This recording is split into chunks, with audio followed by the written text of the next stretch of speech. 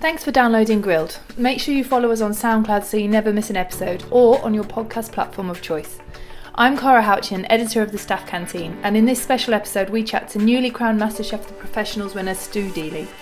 Stu found out earlier in the year he had won, and now he can finally talk about it. I spoke to him about winning and why he entered, but I also wanted to find out why the 28-year-old has decided to leave his head chef role at the Wilderness in Birmingham and open his own venture next year. We talked about his career and working with Luke Tipping, Nathan Eades and Matt Cheal at Simpsons, and he quotes Glyn Purnell's thoughts on foraging in Birmingham and tells us about Alex Claridge's hidden talents. Okay, so I'm in the Wilderness in Birmingham with Stu, and we're going to have a quick chat about his new project and about working at the Wilderness. So, hello. Hello, you're right.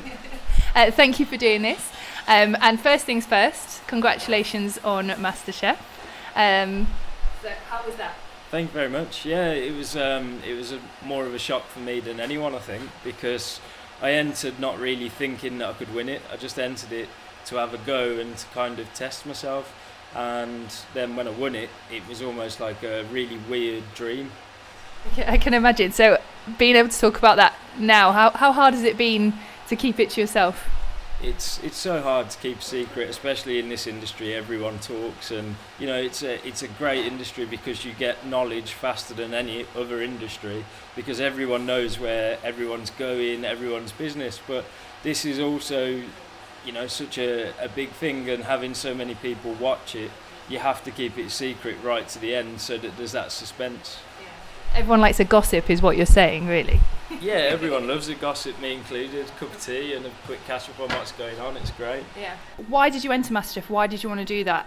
So my main reason for entering is I've got a little lad, Jack, who's just over 2 now, and I think it's important to raise your kids with the right intentions of what you want them to do, and I couldn't say to Jack, you have to be confident and you have to try and go out, chase after opportunities if I'm not willing to do it myself. And are you someone who would say you like being in front of the camera? I absolutely hate being in the limelight, to be honest. It's any kind of social interaction is always slightly awkward. I do sometimes wonder if I'm 100% there, but no, it's great to have that kind of the awareness of what I'm doing and to be able to kind of talk about what I do and showcase the food and stuff. So that's the main thing. Was it a difficult decision? Was it something that you thought about for a while? Obviously, being a head chef and enjoying what you do. Do you need to do it? It was quite a quick decision to do it. I just all of a sudden went home one night and said to my partner Tash, right, I'm going to enter MasterChef, and I actually did the video for the application with my son in the video. So it was quite a quick process, but the kind of main fear for me was that I would enter and go out in round 1. I think I'd have to become something like a plumber next rather than a chef. I definitely have seen some people really crumble in that first round, so I can understand why. Yeah. So what were you thinking in terms of the first round? What did you think, God, I really hope I don't... Was there anything you thought, oh, I don't get that, or... To be honest, I think the fact that I'm quite laid back gave me an advantage, if anything, because I didn't really think about what I was doing until I got in there and in front of the camera. I wasn't nervous until I actually walked in there and realised, oh, this is actually happening. Yeah. So that was the scary bit. Is it quite daunting? Because obviously you're stood there in front of like Monica and Marcus and Greg. Is it a bit surreal? Yeah, I mean, being in front of, you know, a camera with Greg Wallace, like BBC's biggest, you know, kind of food hero at the moment. No, joking. So obviously, like being in front of Monica, Marcus, Greg, you know, it's difficult because you've watched them on telly and you see other people doing it and you say, oh, you know, that's easy. Why can't you do that? You get in front of a camera, you start cooking, and it's like, okay, I've just forgotten everything I've ever learned. Yeah. So does your mind go a bit blank? Yeah, I mean, Remind what you did for your first round. So my first round, my skill test was a crepe souffle, and if I'm honest, even to this day, like I've never had one, never eaten one, I've never cooked one, so that was if anything, that was an advantage as well, because I think if I'd have landed something like the croque monsieur, I'd have been even more concerned about it. So as it progresses, MasterChef, did you just become more comfortable, and do you let yourself think, oh, actually, I could win this? Yeah, I think as it progresses, you start to believe in yourself a little bit more. Well, I believed in myself a bit more, and I started to think, actually, you know, I've got this far, just keep going, keep doing what they're telling you to do, draw on experiences, and just pack the dishes with flavour. That was the main thing. Yeah. And what was the best part of it? What was your experience that sticks out the most in your mind? The experience that sticks out the most was the chef's table. So cooking for, I think it was chefs with 26 Michelin stars, it all in one place and all eating a dish. Pressure. Yeah, exactly. No pressure. They, you know, and I just decided to go for kind of what chefs really like to eat, like a little bit of crispy pork belly with a Thai bisque, black pudding, langoustines, but the only slight concern was I put them all onto the same plate, so it could have gone horrifically wrong, but luckily it went well and the feedback was great, and got to meet some amazing chefs that have been my idols since day one. Which chefs are those? Who did you walk in and look at and think, oh God? To be honest, all of them. So obviously the first chef I looked at was Glyn, who, you know, a great Brummie chef, almost like a pioneer for Brummie TV chefs, really. Yeah. And then started to look around the room, obviously saw Tom Brown, saw Michael Wignall, Mark Birchall, James Knappett, Matt Abbey, Sat Baines, loads of people, and it was so good to see them there. But then all of a sudden that daunting reality of, if they say this is really bad, I don't know how I'm going to cope with it. Do you think that's the toughest crowd you've ever had to cook for? Yeah, I think chefs, you know, even though they've all got their own style, they appreciate flavours, and if the flavour's there, they will enjoy it. But I think it was definitely a tough one, and it could have gone one or two ways, but luckily it went the right way. Yeah. And what about the other chefs that you're in the final with? Did you all get on? Yeah, I got on really well with all the other chefs. They're all really talented. They've all got as well their own styles. I think everyone had quite a unique style in the final, which is great because it makes for more entertaining TV, really. Yeah. And did you push each other? Does it get quite competitive towards the end? Yeah, when you get to the end, everyone wants to win. No one wants to come second when you've got the opportunity of pushing yourself and coming first. And I think, you know, there was no like stitching up or anything like that. We all wanted each other to do well, and it just come down to whoever cooked best on the day. Yeah. And when they said you've won, how does that feel? Well, when they announced that I was the champion, I was like, me? Are you sure? You know, this wasn't like... I honestly looked to Olivia when they kind of started to say the winner is, because I'd looked at her dishes as we were plating up, and I didn't really get to see exoses, but I looked at Olivia's and her dishes were just immaculate, you know. On presentation, obviously I didn't get to taste them, but they were just spot on. They wouldn't have stuck out in a Michelin star restaurant, so to then hear my name, I was kind of almost like overwhelmed and confused at the same time. But it was great, such a great feeling. Yeah. And what was it like to come back to the wilderness and tell everyone here? What was that like? Yeah, so I kept everyone waiting. I kept everyone a little bit in suspense. Obviously, I had to keep it until the final episode to tell everyone. But then once everyone found out, it went absolutely nuts. Yeah. I can imagine.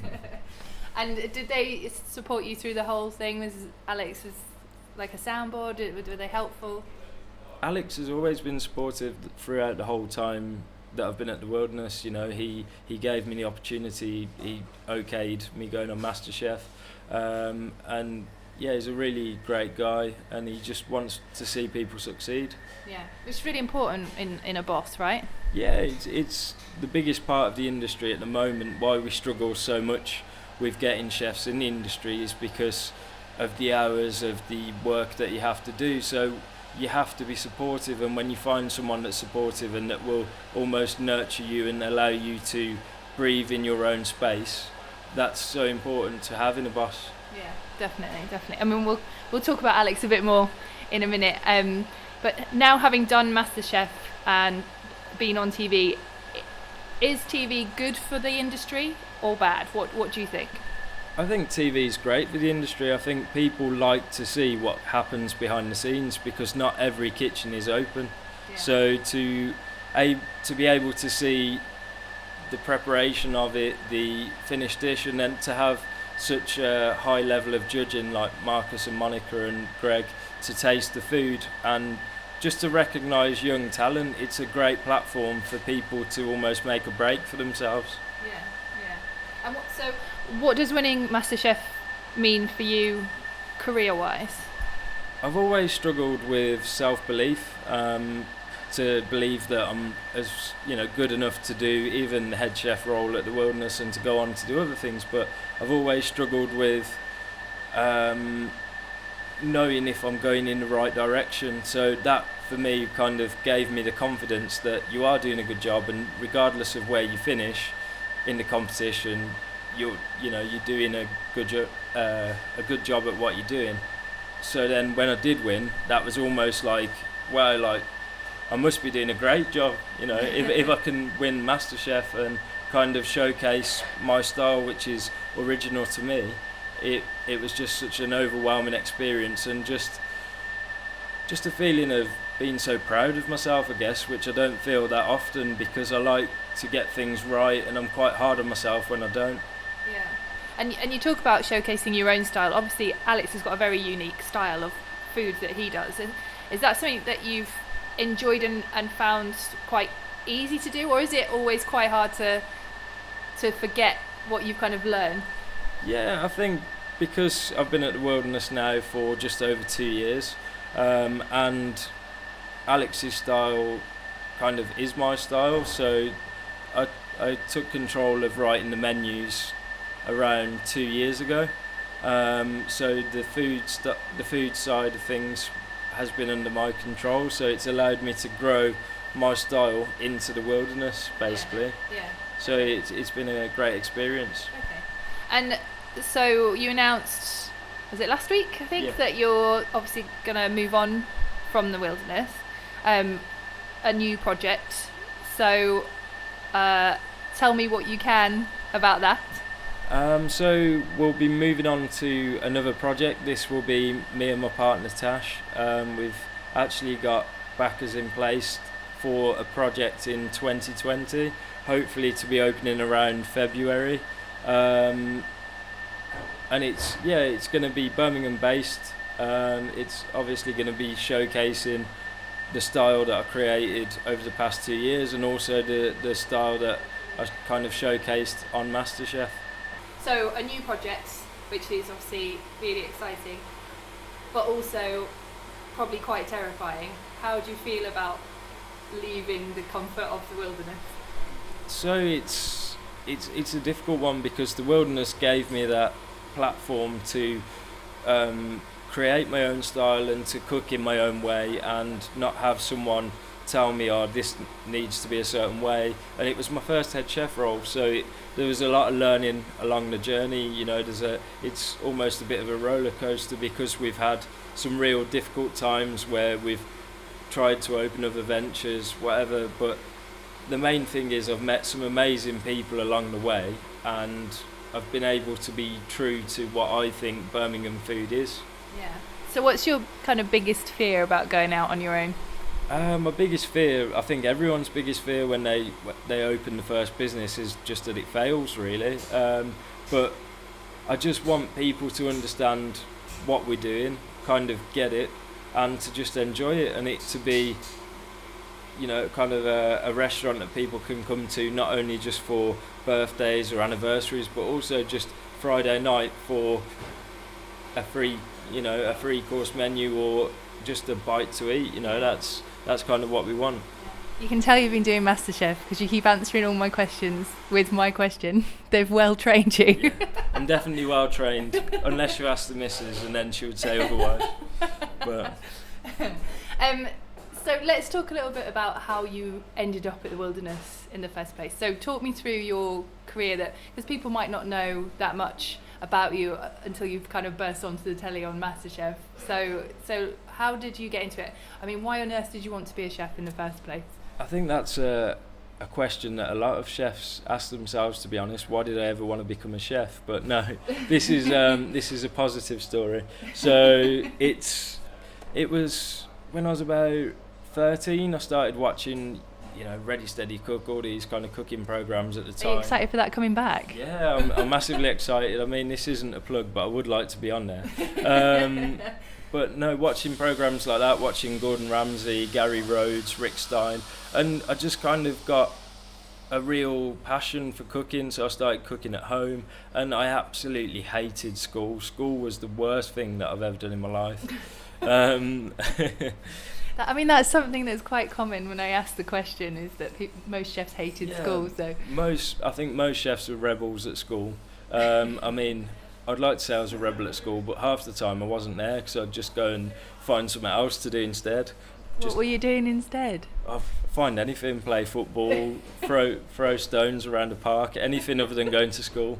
No, but I started cooking initially at a place called Jonathan's, outside of Birmingham city centre, which at the time I think it had either 1 or 2 rosettes. It was basically like a small independent hotel, and it was really my first glimpse into a kitchen, which was terrible. There was like people outside smoking fags, sat on motorbikes, and I was like, actually, this is quite cool. Like, I think I could get used to this. Like, and then go in the kitchen and I'm making like summer puddings, which, by the way, I haven't seen since I left there.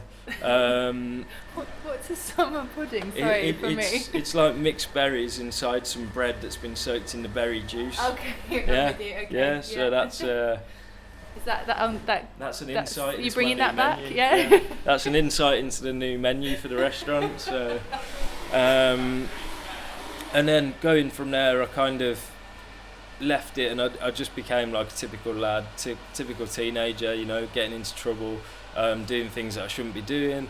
And then I went to Halzone College, which again is just outside of Birmingham, and I was quite lucky because I found almost like a whole team of mentors that kept me on the right path, and they wanted me to succeed. And I went to go and work in hotels on like work experience, like the Hyatt Hotel, Radisson, but it was all too corporate. It was massive, and it just didn't kind of appeal to me. And then from there, I was actually doing a cooking competition at college, and the head chef at the time from Jamie's Italian, which had just opened in Birmingham, said, would you like a job, basically? And I was just finishing college, and I said, yeah, go on, let's do it, And so I went over there and saw what they were doing, and I just fell in love with just cooking, and it wasn't any particular style or anything that just happened to make me love it. It just happened overnight, and I just fell in love with it. And was your family foodie? Did you grow up with like trying different foods and things, or not? No, my mum would kill me, but she's a terrible cook. Mum's terrible. Like, my dad did all the cooking. That's kind of where the faggot inspiration on MasterChef came from. So what's the signature dish for home? Yeah, that was Dad's kind of cooking style, faggots. What was Mum's signature dish then? She must have cooked something. Burnt pork belly. I'm not sure. She's got probably a few that she'll later come back and tell me, oh, don't you remember I used to cook this? But no, not many. She will kill me. So Jamie's Italian.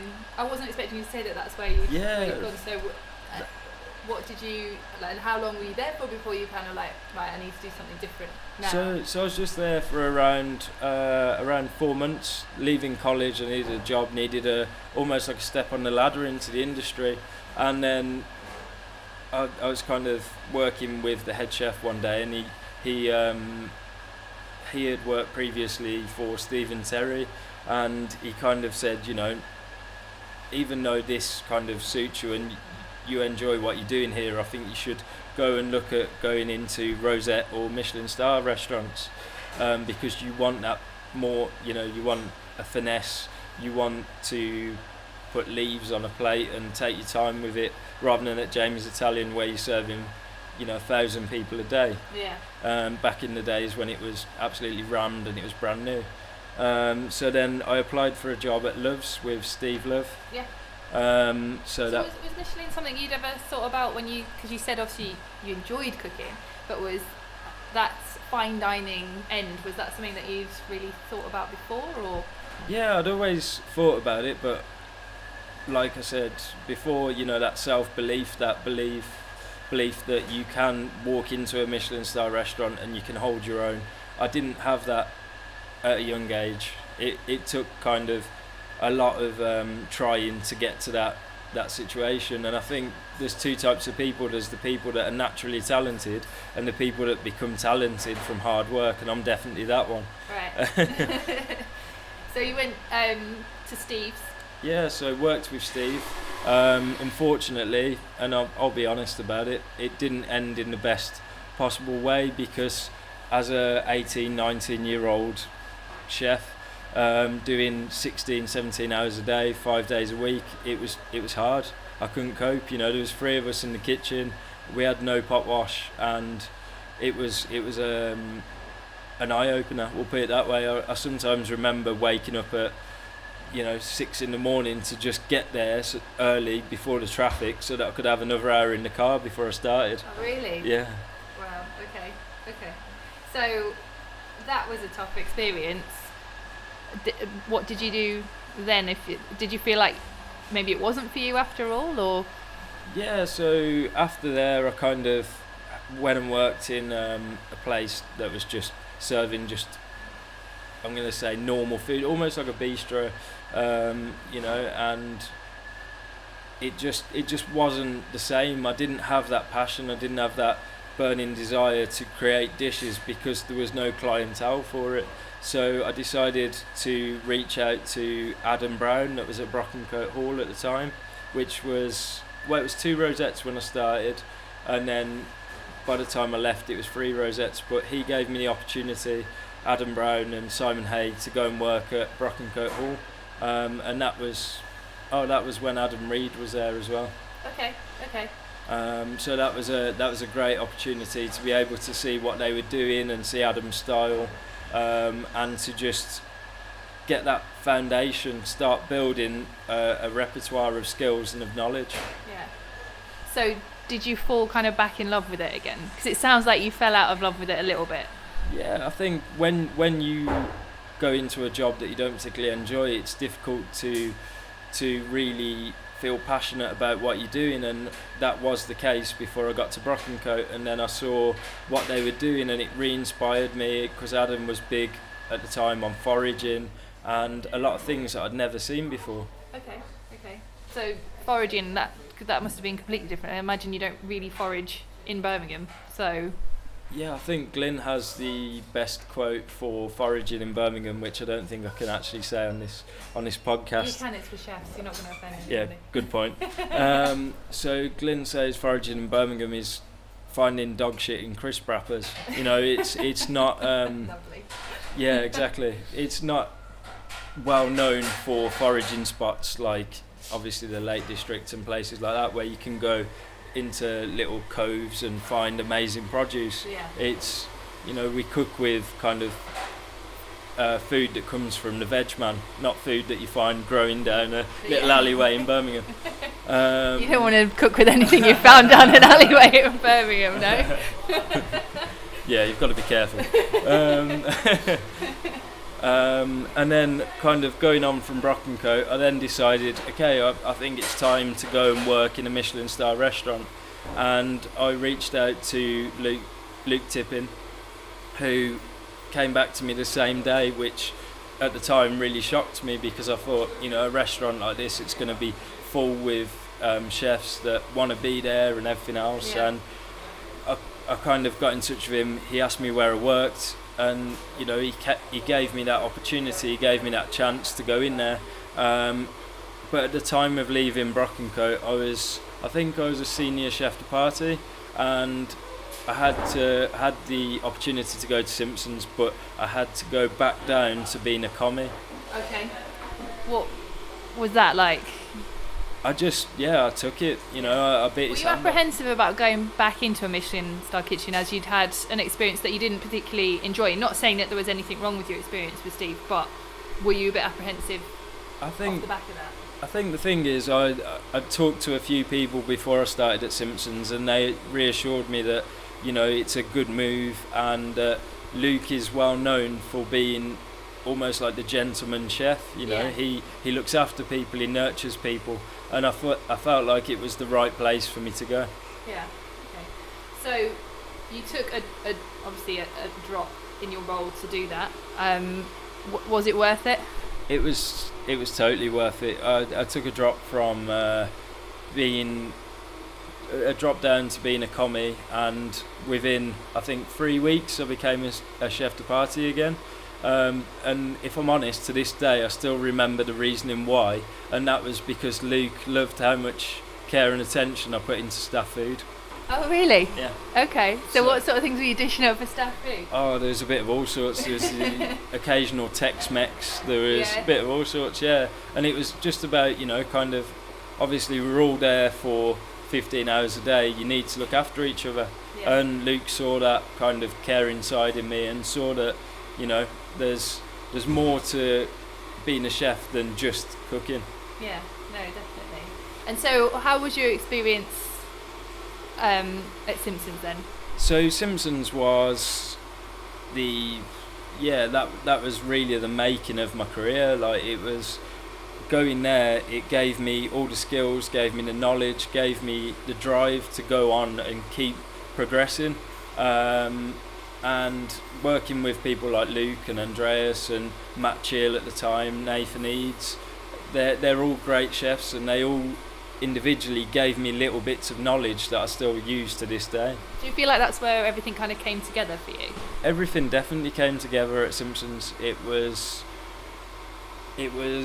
that kind of moment in my life where I could have gone and worked in places that I didn't really want to work in, but I could have had a higher role, or I could have worked at Simpsons and really found who I am and found kind of my love for cooking more so. Yeah. So how long were you at Simpsons for? So I was at Simpsons for 3 years. Yeah. And then what made you decide it was time to move from there? So after kind of around 3 years, I had a little bit of a chat to Luke, and I said, like, I'm not sure what I want to do next. And as any great chef does, Luke kind of said to me, you should think about going on to somewhere that's got 2 stars, go to somewhere like Champignon Sauvage, and really get as much knowledge as you can before you go into a head chef role. But then at that same time, I was going through things at home. Well, I say things. Tash sat me down and said, actually, we're going to be having a baby. So I was like, well, I can't go and work in a 2-star. If we're going to be having a baby, I need to make money. So I had to go back to Luke, and it was the most heartbreaking thing ever, and say, I've got to leave and I've got to go and get a high paid job as a head chef, but it's not doing food really that I want to do, but I need to look after my family first. Okay. So what did you do? Where did you go from there? So when I worked in it was almost like a restaurant and bar type thing in Lichfield, but unfortunately at the time the owner didn't really understand what kind of costs come with the style of food that he thought I could bring from Simpsons. Right. Okay. So not a particularly enjoyable move for you then? It was how to put it? It wasn't the wisest of moves. It kind of freed me up to do something else, but it wasn't the right move at the time. And then from that, because that just wasn't going to work, I was doing 100 covers on my own on a Saturday night, and that was a million miles away from what I was doing at Simpsons. Yeah. Okay. So where did you go from there?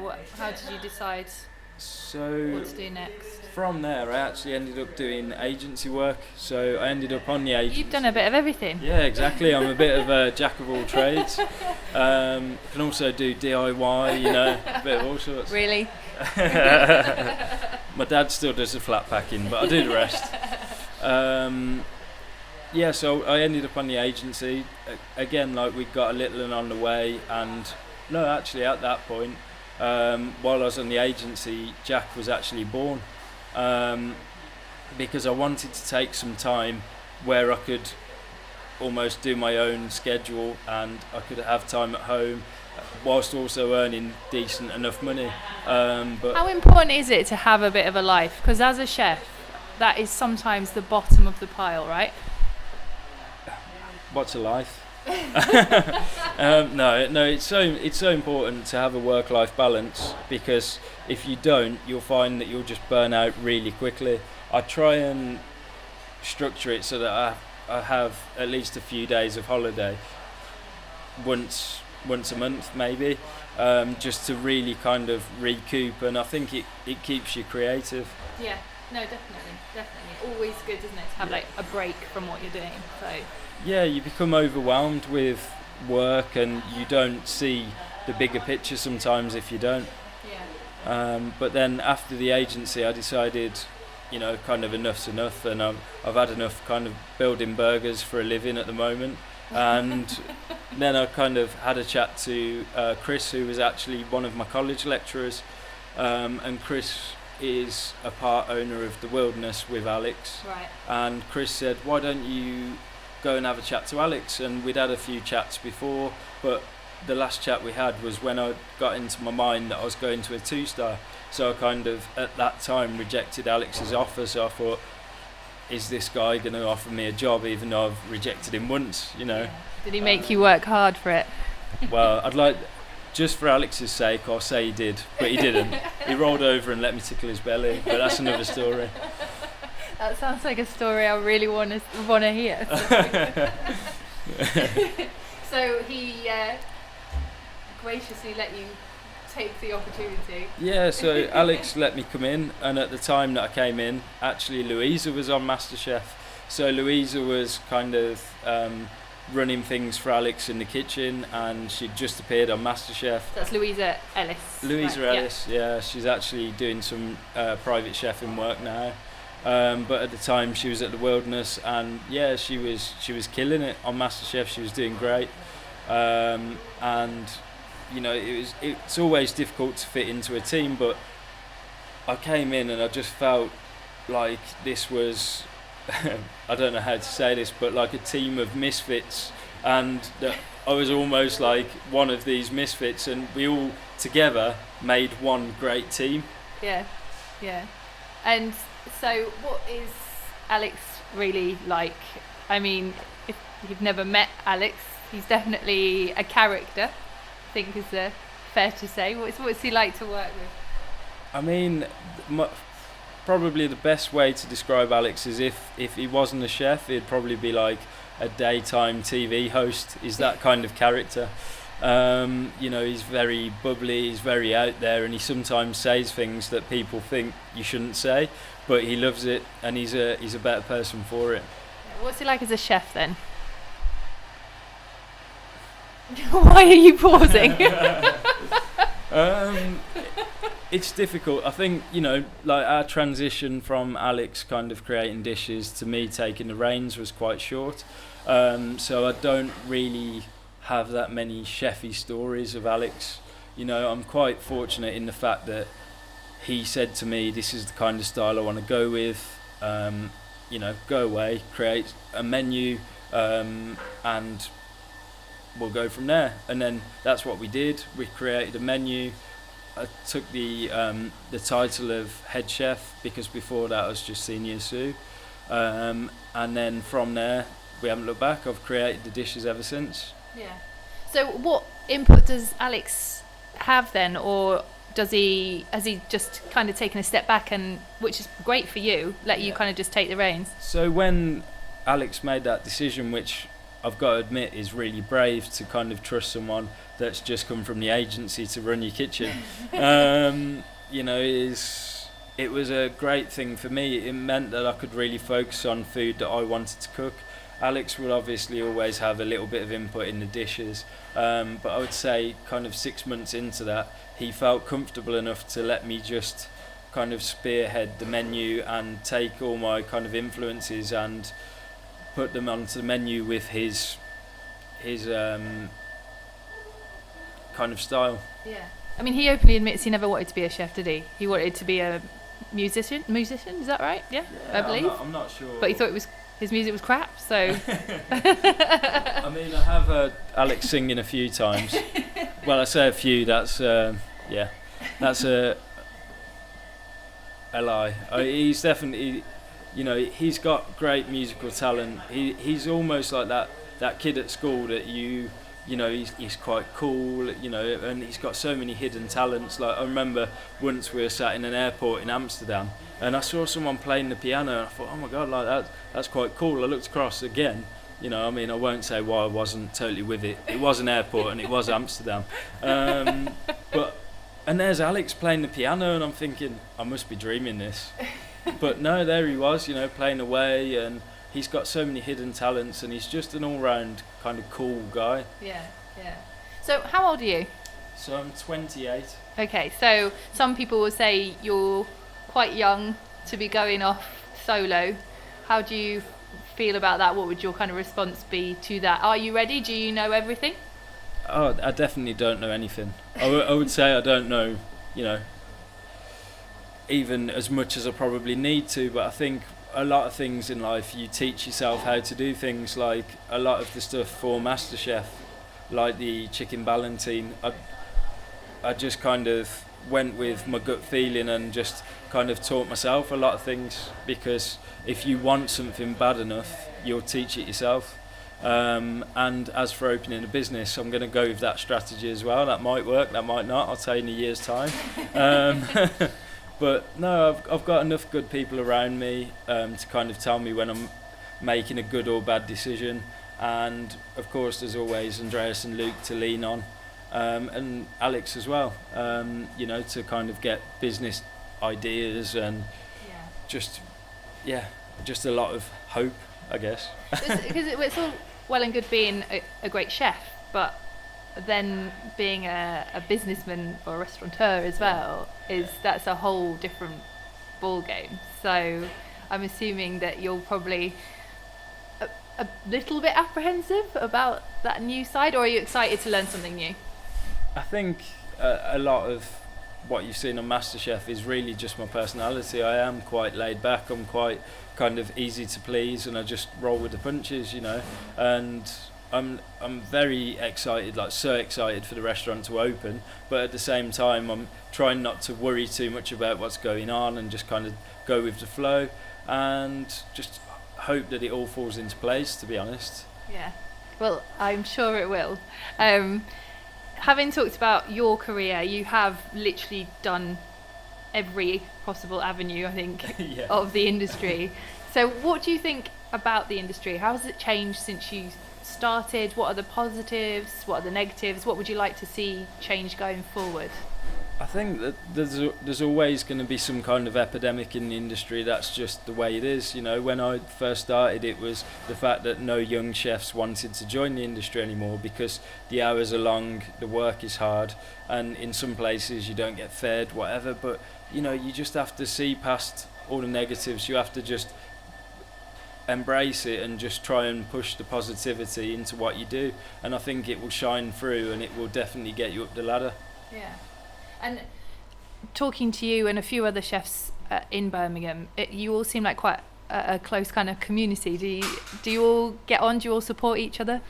Yeah, there's always a bit of Brummie chef banter, everybody loves each other, and everybody's got such a unique style that it means that there's never any crossed words, because no one tends to do what someone else is already doing. And a lot of restaurants as well, which is evident with me, coming from Simpsons, a lot of chefs stay in Birmingham but jump from one restaurant to another. Yeah. Do you feel like you've all kind of been through the same kitchens almost?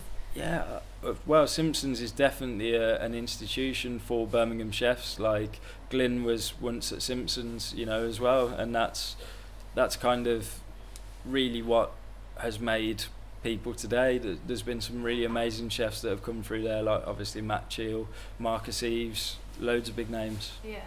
And so your first kind of solo project, what are you hoping to achieve? Like, are you looking at accolades? Are you looking at bums on seats? Are you looking at all of the above? I'm just looking for it to be successful, to be honest. I just want... What's successful? Successful for me is to be able to make enough money to grow the business. And accolades, yeah, brilliant. You know, if Michelin's listening, I'd love one, of course. But at the same time, I think the main thing you've got to look at is people are coming and are spending quite a lot of money just to eat a meal, and you need to be able to provide the best meal you can and to give them the best experience you can. And that's really what I'm going to be looking at, is to just make people happy. Yeah. And obviously off the back of doing something like MasterChef, that raises your profile. And we talked before we started about how that's good and bad things. So it's great for opening a new venture. What about the attention, the newfound social media attention? Yeah, I can't talk about some of the social media that I've been getting. But yeah, it's good to be in a spotlight for what you do, and it's good that people appreciate your kind of craft, because you do spend such a long time honing what you do. And the social media side of things is going to be brilliant, especially with the excellent timing of opening a new restaurant. People will be excited to see what's next, and I'll be excited to tell them, really. Yeah. So having done TV, would you do more TV? I would definitely do more TV. I mean, if people want me to kind of be more of an extrovert, unfortunately that's not going to happen. This is kind of as happy and as bubbly as I get. I can promise everyone I'm happy on the inside, it just doesn't show sometimes. Well, I look forward to it. I want to see you on Ready Steady Cook, that's what I want to see. Yeah. I can't wait. Ready Steady Cook, I want to be, is it the green peppers? Yeah. Got to be green peppers. Yeah. And I think finally as well, I'm asking a few people this, we are going into 2020. What's your New Year's resolution? My New Year's resolution would probably be stop swearing as much. I mean, I can't cancel that out completely. And you've done quite well through this.